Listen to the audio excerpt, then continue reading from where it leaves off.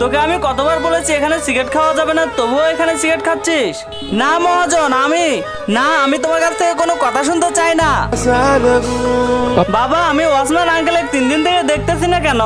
ওই লোক বাইরে সিগারেট খেয়েছিল। তুমি তো জানোই আমি সিগারেট খাওয়া লোককে পছন্দ করি না, সে কারণে ওকে কাছ থেকে বাদ দিয়েছি।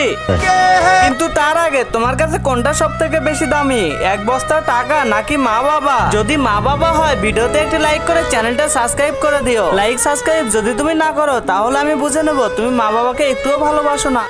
আঙ্কেল, তুমি তো বাবাকে বললেও পারতে আমি সিগারেট খেয়েছি। আমি যদি সেটা বলে দিতাম আমার ভালো লাগতো না, কারণ তোমাকে মালিক বকাঝকা করে বাড়ি থেকে বের করে দিত।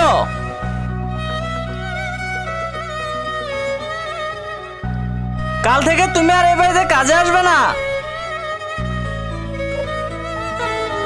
3 দিন হয়ে গেল আমি নির্দোষ লোকটাকে সাজা দিয়েছি।